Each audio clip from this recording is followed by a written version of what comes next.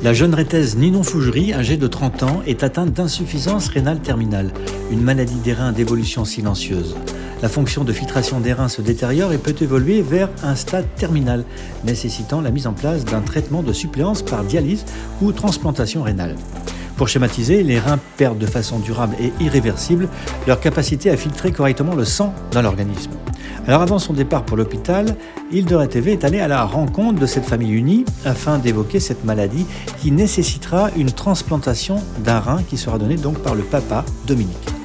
Il faut savoir que 5 494 greffes ont été réalisées en France en 2022 contre 5 276 en 2021, soit une hausse de 4% selon les chiffres donnés par l'Agence de biomédecine. Il y a plusieurs raisons qui peuvent donner une maladie rénale chronique. Dans mon cas, c'est une origine génétique. J'ai une mutation génétique, c'est-à-dire que ni mon père ni ma mère n'est porteur de cette maladie, mais quand il y a une réplication du code génétique, moi il y a une erreur. Et donc ça fait que j'ai des reins déficients. Dans mon cas, c'est une loterie.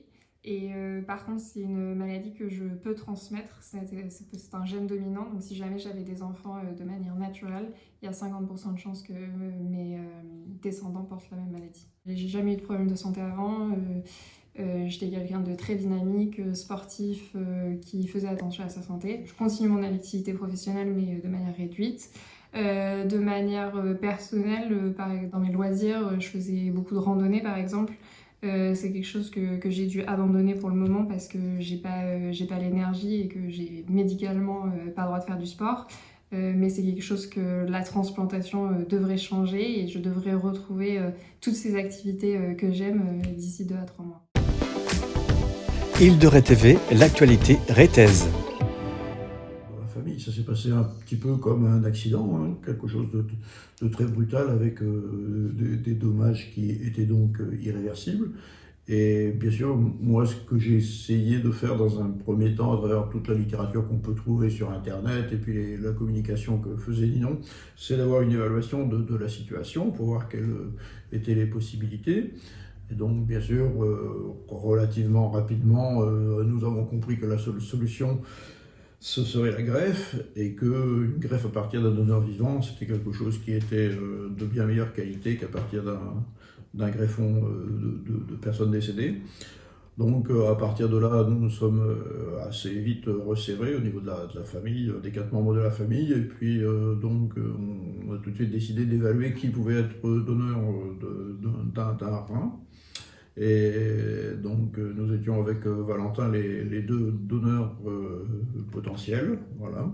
Et au vu de la situation aujourd'hui, il était tous les deux possible, enfin nous étions tous les 2 donneurs potentiels, mais le bénéfice, par exemple, que ce soit Valentin qui donne, qui a 30 ans de moins que moi, n'était pas significatif par rapport au confort de vie qu'aurait Ninon ou au fonctionnement du rein lorsqu'il serait implanté. Donc bien sûr, j'ai choisi que ce soit moi qui soit prélevé dans un premier temps parce que, bien sûr, je peux le faire aujourd'hui, mais dans 20 ou 30 ans, je ne pourrai pas forcément le faire. Et peut-être que dans 30 ans, une autre greffe sera nécessaire pour Ninon, ou 40 ans, on ne sait pas. Et donc, c'est bien de garder toute la potentialité au niveau familial s'il y a un nouveau don à faire.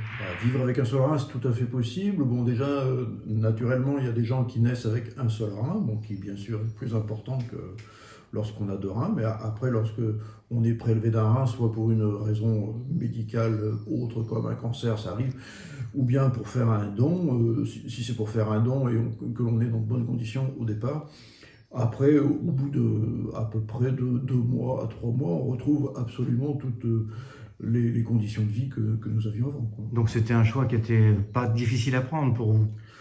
Quand c'est dans un cadre familial proche, il n'y a pas de débat pour moi.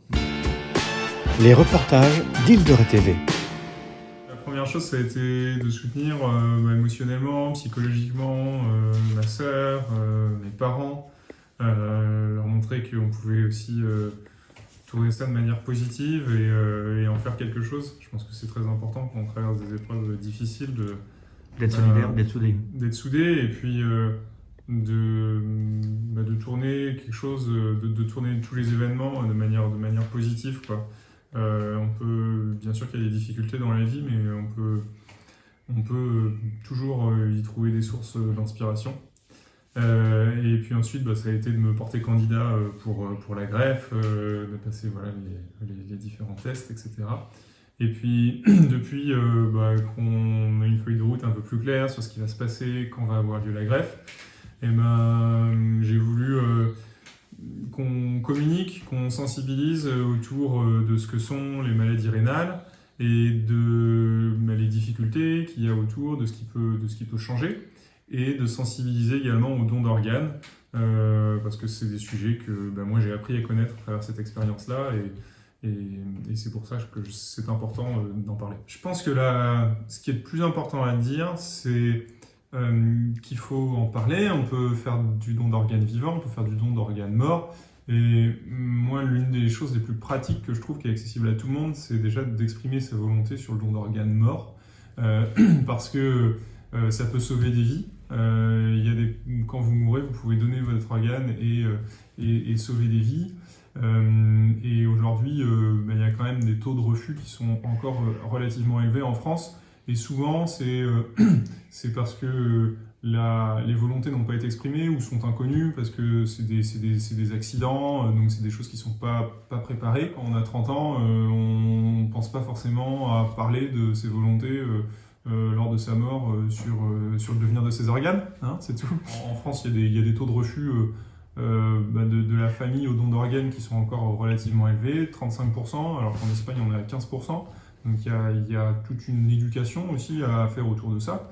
Et donc quelle que soit son opinion, quel que soit ce qu'on veut faire, moi ça me semble important d'en parler autour de nous, et de parler du cas de Ninon pour sensibiliser à ça. On a créé un site web pour raconter l'histoire de Ninon et relayer son histoire, et également organiser une collecte pour soutenir une association qui s'appelle Rénalou, qui accompagne les malades rénaux, qui fait un plaidoyer auprès des systèmes de santé, du gouvernement, sur ce qui peut être évolué dans le système médical, et qui soutient également la recherche pour les maladies rénales. Donc, on a organisé une collecte de 5 000 € sur la plateforme Alvarom, qui va durer 2 mois jusqu'au 24 juin, où je me suis lancé le défi de faire une course cycliste qui s'appelle la Montagnole dans les Pyrénées, pour laquelle je vais porter un maillot spécial pour l'occasion, afin de sensibiliser à ces thématiques du don d'organes et des maladies rénales. Le site web, ça s'appelle lesoleildeninon.eu, et donc vous trouverez l'histoire de Ninon, et puis un lien vers la page de la collecte qui se trouve sur la plateforme Alvarom. Le message que je veux faire passer, c'est que les maladies rénales, ça peut toucher n'importe qui, et du jour au lendemain, et que votre vie peut basculer comme la mienne. Et donc je compte sur vous pour faire de l'île de Ré un territoire exemplaire en matière de donation d'organes, et pour parler autour de vous des maladies rénales.